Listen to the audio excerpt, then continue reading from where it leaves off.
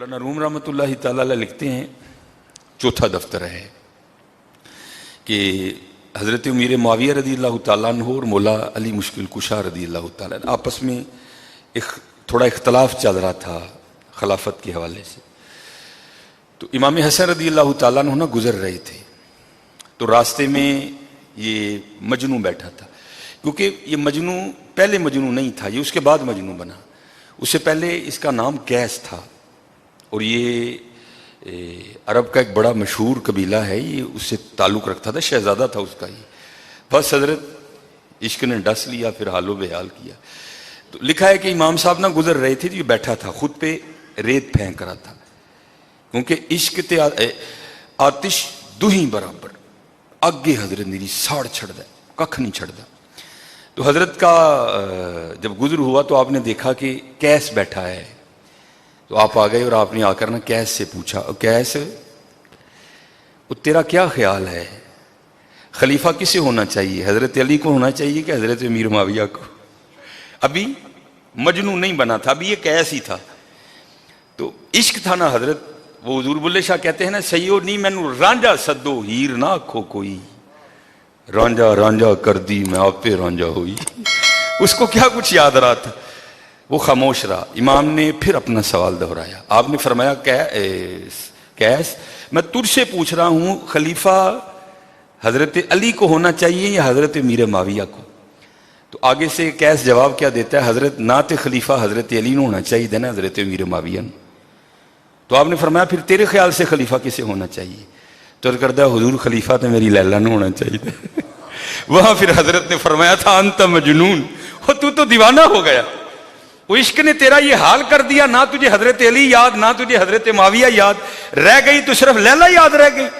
یہ سب سے پہلے امام حسن رضی اللہ تعالیٰ عنہ کی زبان سے نکلا تھا انت مجنون، وہ تو دیوانہ ہے. ایسا مقبول ہوا قیس کسی کو یاد ہی نہیں رہا، رہ گیا تو مجنو یاد رہ گیا. اب مولانا روم لکھتے ہیں، آپ فرماتے ہیں یار اگر عشق لیلا یہ رنگ پیدا کر سکتی ہے تو پھر حضور کا عشق کیا رنگ لائے گا یار، پھر عشق حقیقی کیا باغ آباد کرے گا. اس لیے میرے دوستو اپنا وقت ضائع نہ کرو، لاؤ لو. حضرت تو حکیم صاحب رحمۃ اللہ تعالی پڑھا کرتے تھے نا، جب تک چلے خوب چلائیں وہ سائے اپنے دی یاری.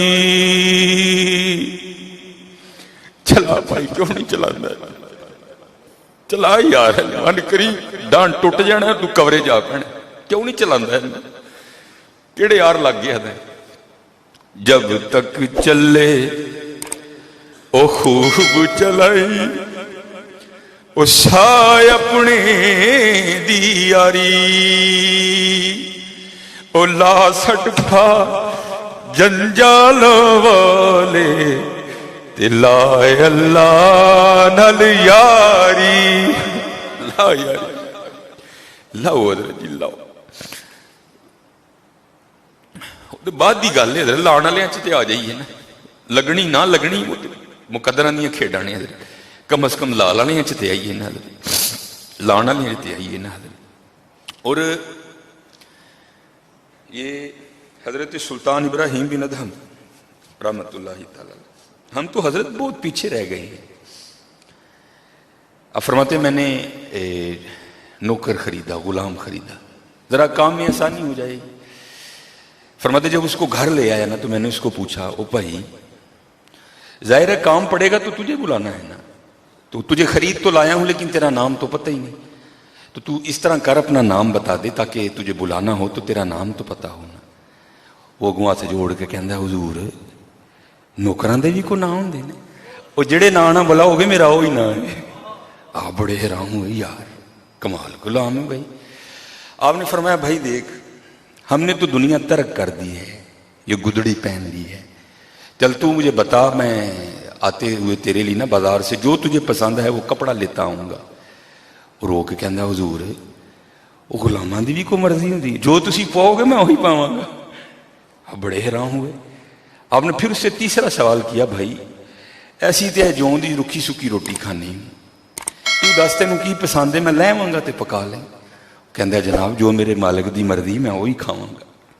आप सजदे में गिर गए। वो या अल्लाह ये कैसा गुलाम है, काश मैं भी तेरा ऐसा ही गुलाम बन जाता, काश मैं भी तेरा ऐसा बंदा बनता कि जो तेरी मर्जी होती वही मैं करता, जो तू खिलाता मैं वही खाता। लेकिन हजरत देखो तो सही हम निकल किस रस्ते पे पड़े हैं। अपने अल्लाह नू राजी करो, अपने अल्लाह नू राजी करो। बहुत बार बार नहीं जो मौका मिलना। वो मेरे हकीम साहब पढ़ा करते हैं, अज साह भी ने खुले राह भी ने, टोक नोखड़े टुकने नहीं, टुर पईए ते मंजिला मुक जावन, घर बैठियां दे पैंडे मुकने नहीं। टुरो हजरत जी, टुर पो मदीना पाक कल इंशाअल्लाह, फिर वेखो हजरत जी रहमत हुंदी है कि नहीं।